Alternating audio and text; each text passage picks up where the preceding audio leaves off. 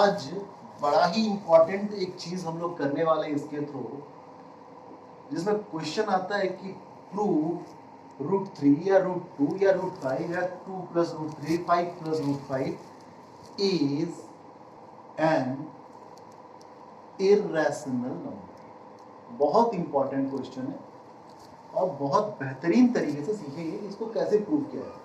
But उससे पहले मुझे लगता है कि एक कॉन्सेप्ट या एक थ्योरम का आपको जानना बहुत जरूरी है। कॉन्सेप्ट कह लो या थ्योरम कह लो, और वो क्या है कि इफ P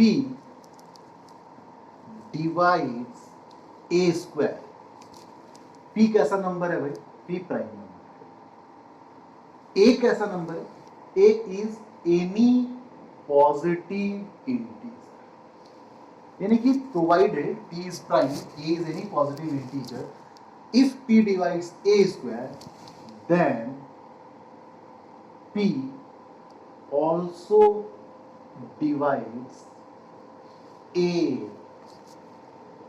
इस थ्योरम का आपका जानना बहुत जरूरी है।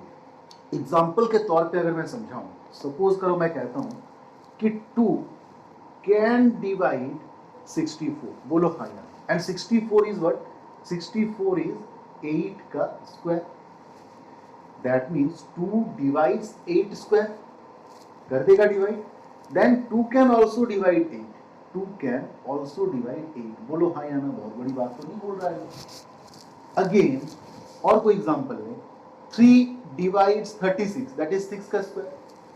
Then 3 can also divide 6। इसी बात को ये थ्योरम कह रहा है। अगर कोई प्राइम नंबर है वो a के स्क्वायर, a कोई पॉजिटिव इंटीजर है, a के स्क्वायर को डिवाइड कर रहा है, तो ये p इस a को भी डिवाइड कर सकता है, इतना काबिल है। अगर ये 3 कोई प्राइम नंबर किसी a यानी पॉजिटिव इंटीजर के स्क्वायर को डिवाइड कर रहा है, देन ये p उस a को भी डिवाइड कर सकता है। बस इतनी सी बात आपको समझनी है, और इसका इस्तेमाल करके हम √3 एक इरेशनल नंबर है कैसे प्रूव कर सकते हैं। On and side by side हम लोग फंडामेंटल थ्योरम ऑफ अरिथमेटिक को भी यूज करेंगे इसमें, ठीक है। चलिए बढ़ते आगे। इस चीज को प्रूफ करने के लिए कुछ प्रोसीजर्स मैं आपके सामने रखूंगा, उसी प्रोसीजर को फॉलो करते जाना हूबहू, चाहे किसी भी नंबर को आपको इरेशनल नंबर को इरेशनल प्रूफ करना होगा। पहला प्रोसीजर क्या कि हम इसे कॉन्ट्राडिक्टरी मेथड से करें, यानी कि क्या, हम इसे जब प्रूफ करने जाएंगे तो मान लेंगे let if possible √3 is a rational number. हम ये मान लेंगे कि इरेशनल प्रूफ करना है ना, हम ये मान लेंगे कि नहीं √3 तो एक रैशनल नंबर, और आगे जाकर आपको पता चलेगा कि आपका कॉन्ट्रडिक्शन हो रहा है इस एजम्पशन में। तो हम ये एज्यूम कर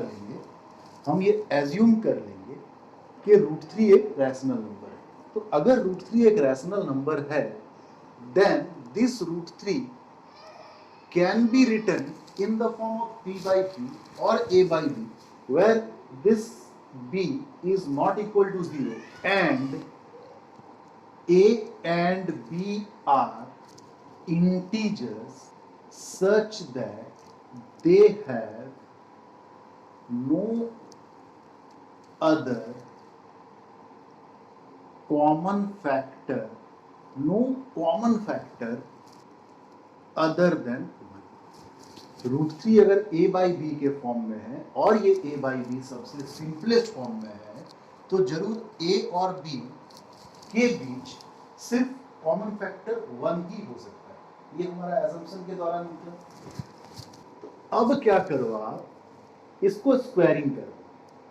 तो स्क्वायर करने से हमें क्या मिला कि 3 = a²/b²। अगला स्टेप में हम क्या लिख सकते हैं, a² = 3b²। आया बात समझ में? अब आप सिंपली एक बात देखो, समझो एक बात को, कि अगर मैं 5 को डिवाइड करना चाहूं 3 से, तो क्या 5 इज डिविजिबल बाय 3? नहीं ना। बट 3 का कोई फैक्टर अगर खुद इसके साथ मल्टीप्लाई हो, यानी कि दिस बिकम 15, तो 15 तो 3 से डिविजिबल है ना। यहां से एक बात आपको समझना होगा कि जिस चीज से हम डिवाइड कर रहे हैं अगर उसका मल्टीपल अवेलेबल है प्रोडक्ट में तो the whole product will be divided by this number. यानी कि अगर मैं ए से डिवाइड करना चाहूं ए इंटू बी को, तो no matter B is what, no matter this A is what, the whole product must be divided by this. That means ये बी स्क्वायर का मुझे नहीं पता कि क्या है बी स्क्वायर, बट चूंकि इसके साथ 3 मल्टीप्लाइड है तो this number will be divided bye 3 और इसी का इक्वल पार्ट है इधर। That means A square is also divided by 3। तो अब ये बात हम लिख सकते हैं कि 3 डिवाइड्स ए स्क्वायर। बोलो हाँ यार।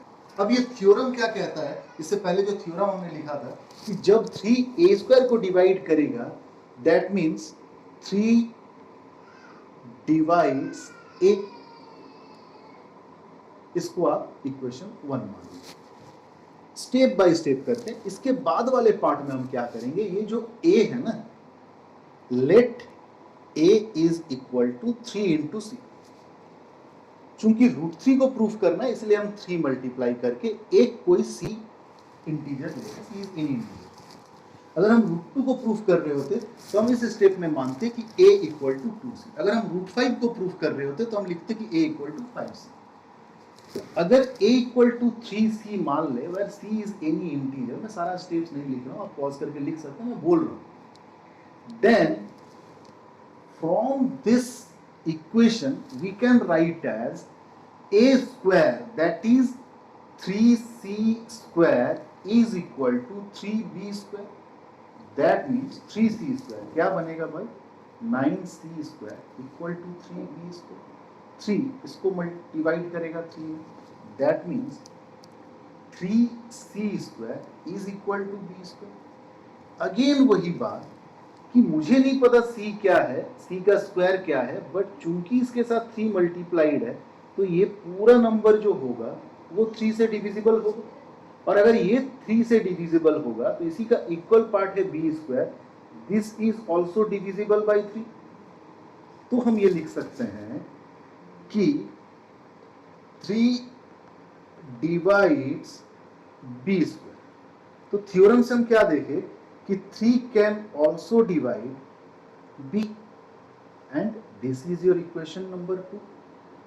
अब आप एक बात देखो, इक्वेशन 1 में है कि 3 डिवाइड ए, इक्वेशन 2 में है कि 3 डिवाइड बी।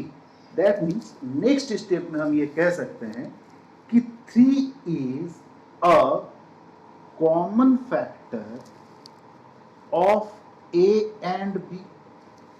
यानी कि 3 एक कॉमन फैक्टर है ए और बी। और हमने एजम्पशन वाले पार्ट में देखो क्या एज्यूम कर रखा था कि चूंकि √3 a बाई बी है, ए बी सिंपलेस्ट फॉर्म में है, तो a और b का 1 को छोड़ करके और कोई भी कॉमन फैक्टर हो ही नहीं सकता। बट अब मुझे पता चल रहा है कि 3 एक कॉमन फैक्टर है a और b के बीच।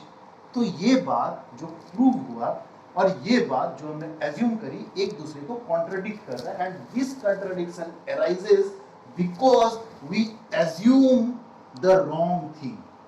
तो आप इस स्टेटमेंट को जो मैंने बोला अभी उसको लिख देना कैसे कि here we find 3 is a common factor of a and b which contradicts the fact we have assumed क्या कि a and b have only one common factor as 1, and this contradiction arises due to the wrong assumption. Hence √3 is not rational but is irrational number।